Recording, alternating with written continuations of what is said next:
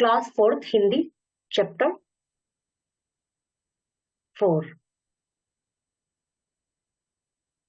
प्रस्तुत कहानी कलम के जादूगर मुंशी प्रेमचंद द्वारा रचित है। मुंशी प्रेमचंद जी एक लेखक थे। उनको कलम के जादूगर कहा जाता है। मतलब कलम के जादूगर के उनकी कलम में जादू था। वो अपनी जो भी लिखते थे वो बहुत फेमस हो जाती थी और सार गर्भित होती थी उनके जितना भी उन्होंने लिखा है, जो भी उन्होंने साहित्य की रचना की है।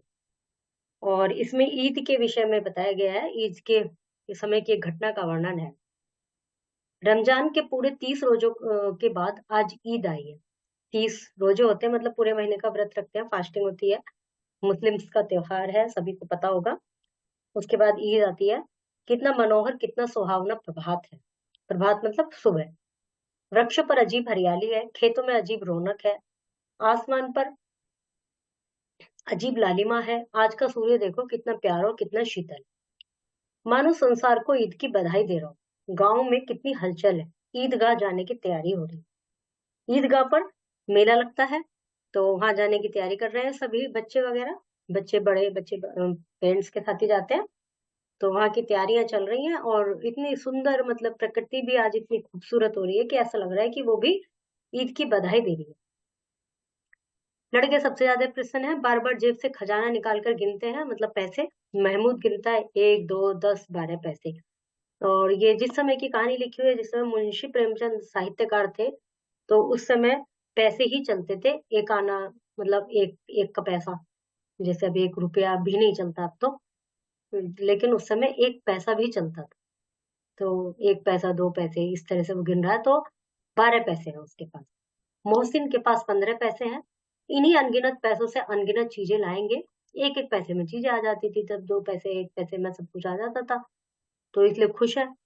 खिलौने, मिठाइयाँ, गहना, न जाने क्या क्या। ये समझिए उनके 1 2 12 पैसे आजकल के 100 150 रुपए तो मान ही लो, बल्कि 500 500 रुपए मान लो। इतना मतलब वैल्यू थी जब इन पैसों की। और सबसे ज्यादा प्रसन्न है हामिद। वह भोली सूरत का 4 5 साल का दुबला पतला लड़का है। उसके पिता गत वर्ष हैजे की भेंट चढ़ गए थे, मतलब मृत्यु हो गई थी हैजे से। और माँ ना जाने क्यों पीली पड़ती गई और एक दिन माँ भी मर गई। माता पिता उसके दोनों नहीं थे। किसी को पता नहीं चला कि माँ को क्या बीमारी थी। अब हामिद अपनी बूढ़ी दादी अमीना की गोद में सोता है, उतना ही प्रसन्न है। उसके अब्बाजान रुपए कमाने गए हैं। हामिद जो है दादी के साथ में रहता है, मम्मी पापा दोनों एक्सपायर हो गए हैं। और हामिद अब्बाजान रुपए कमाने गए हुए हैं, ऐसा वो फील करता है कि भाई कहीं बाहर गए हुए हैं नौकरी करने।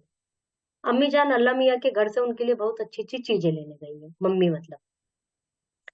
इसलिए हामिद पर्सन है। आशा भी बड़ी अजीब चीज है। हामिद के पाँव में जूते नहीं है, सिर पर एक पुरानी टोपी है जिसका गोटा काला पड़ गया है, फिर भी ये प्रसन्न है। मतलब आशा, मतलब वो उम्मीद रख लगा के रखा हुआ है कि भाई पापा आएंगे, बहुत सारे पैसे लेके आएंगे। मम्मी भाई भगवान जी के घर गई हैं, उसके लिए अच्छी अच्छी चीजें लेने गई हैं। इसलिए वो खुश रहता है बेचारा कि भाई आएंगे, मेरे लिए सामान लेके आएंगे, पैसे लेके आएंगे। तो और मतलब फटे पुराने से कपड़े हैं उसके पास। अभागिन अमीना अपनी कोठरी में बैठी रो रही है। आज ईद का दिन है, उसके घर में एक दाना तक नहीं है, लेकिन हामिद, उसके अंदर प्रकाश है, बाहर आशा की किरण है। हामिद भीतर जाकर दादी से कहता है, तुम डरना नहीं अम्मा, मैं सबसे पहले आऊंगा, बिल्कुल न डर। अब वो जाने के लिए तैयार हो रहा है। उसकी दादी अंदर बैठ के रो रही है कि भाई हमारे घर में तो कुछ भी नहीं है, पता नहीं कहाँ से क्या करेंगे। और ये हामिद है, ये इतना उम्मीदों से भरा हुआ है कि मैं ये करूंगा, मैं वो करूंगा। ठीक है। अमीना का दिल कचोट रहा है। गांव के बच्चे अपने पिता के साथ जा रहे हैं। अमित के का अमीना के सिवा कौन है। भीड़ में बच्चा कहीं खो जाएगा, क्या होगा। भाई इसके पापा मम्मी तो है नहीं जो इसको लेके जाए। इसलिए अम्मा जी डर रही हैं कि भाई अकेला कैसे जाएगा, और यदि वो जाएंगे, वो कैसे जाए साथ में। 3 को चलेगा कैसे, पैरों में छाले पड़ गए, जूते भी नहीं है। थोड़ी दूर चलकर गोद में उठा लेगी, लेकिन यहाँ सेवैया कौन पकाएगा। अब यदि अम्मा भी जाए तो ये व्यंजन कौन बनाएगा, जैसे कि ईद पर बनाने होते हैं। तो इसलिए अम्मा जा नहीं सकती। पैसे होते तो लौटते लौटते सारी सामग्री जमा करके झटपट बना लेती। अब उनने सोचा कि भाई हमारे पास खूब पैसे होते तो फटाफट सारा सामान खरीद के बना के जब चली जाती है, आते वक्त सब कुछ खरीद के ले आती। कैसे करें, यहाँ तो चीजें जमा करते करते घंटों लग जाएंगे, चीजें जमा करते करते घंटों ऐसे लग जाएंगे। कहीं से उधार लाएंगी, किसी से मांगेंगी, जब जाके उनके घर में सेवी बनेंगी पूजा पाठ के लिए। गांव से मेला चला और बच्चों के साथ हामिद भी जा रहा था। सब लोग चल दिए। अब हामिद को पता था मम्मी पापा तो है नहीं, वो तो गए हुए हैं, अब दादी बेचारी सेवई बनाएंगी। तो वो तो अपने मन को पहले से ही डिसाइड करे बैठा था कि मुझे तो अपने इन लोगों के साथ ही जाना है। तो वो भी चल दिया।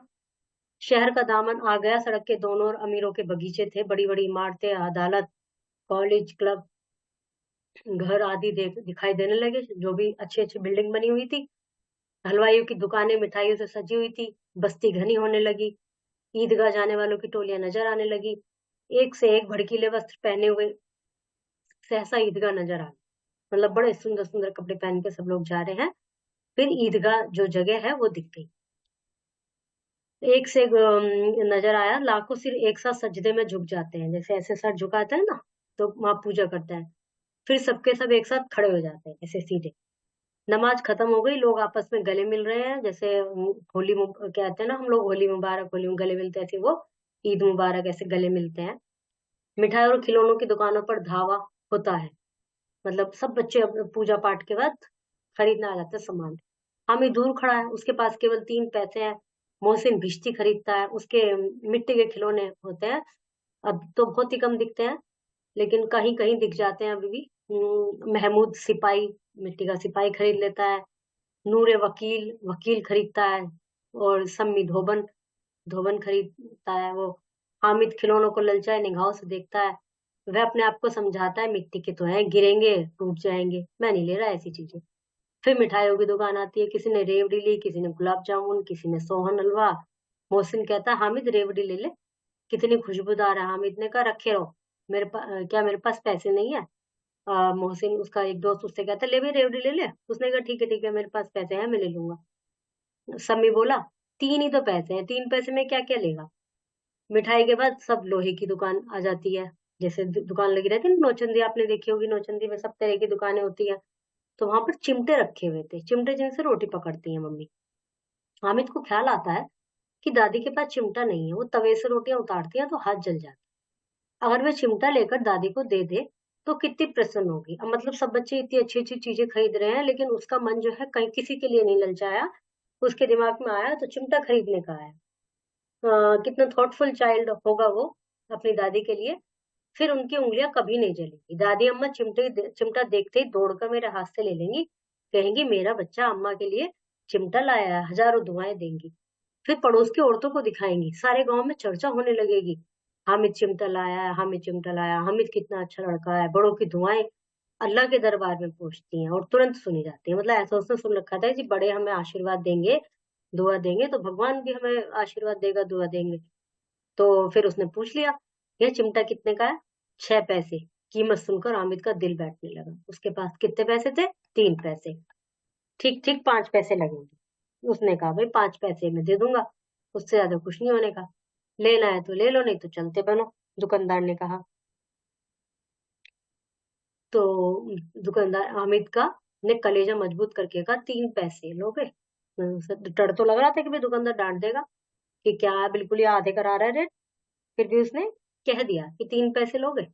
यह कहता हुआ आगे बढ़ गया। दुकानदार ने उसे बुलाकर चिमटा दे दी। हामिद ने उसे इस तरह से कंधे पर रखा मानो बंदूक हो, ऐसे रख के चल दिया।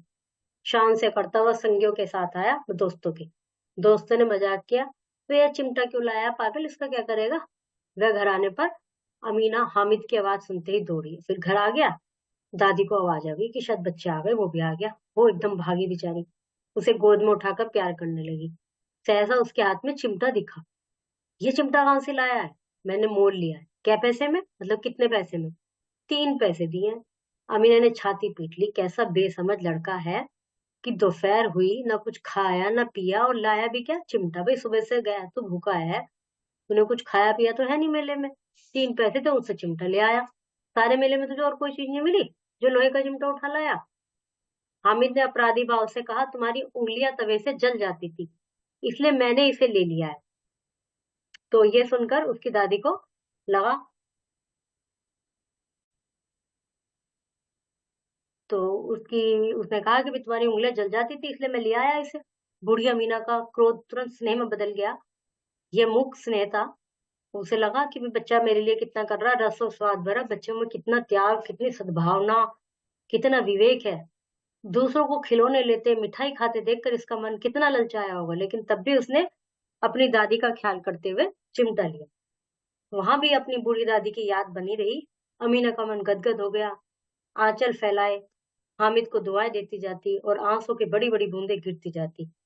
हामिद इसका रहस्य क्या समझता, मतलब वो रो रही थी, भाई वो तो ये मान रहा था कि दादी खुश हो जाएगी, मेरा बच्चा चिमटा ले आया, ये सब, लेकिन वो रोने लगी।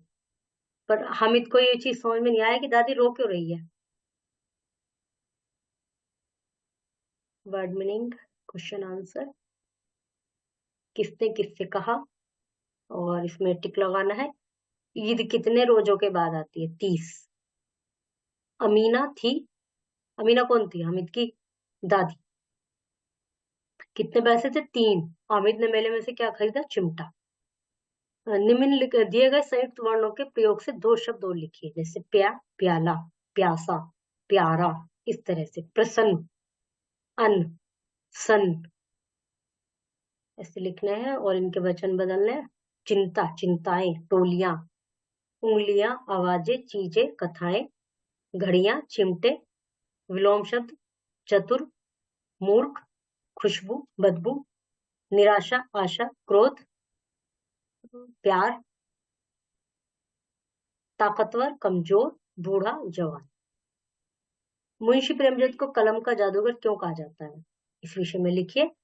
किसी त्योहार पर लगने वाले मेले में जाकर अपनी जरूरत की वस्तुएं ढूंढिए, उनकी सूची बनाइए, साथ ही इन वस्तुओं की कीमत भी लिखिए। जो जो आपको चीजें लगती हैं कि मेले में से खरीदना है, वो लिखनी है और उनके प्राइस भी लिखने हैं। मैम आपको कुछ सेंटेंस बोलेंगे, उसमें से विशेषण और विशेषण छांट के लिखने हैं। Okay, chapter is completed.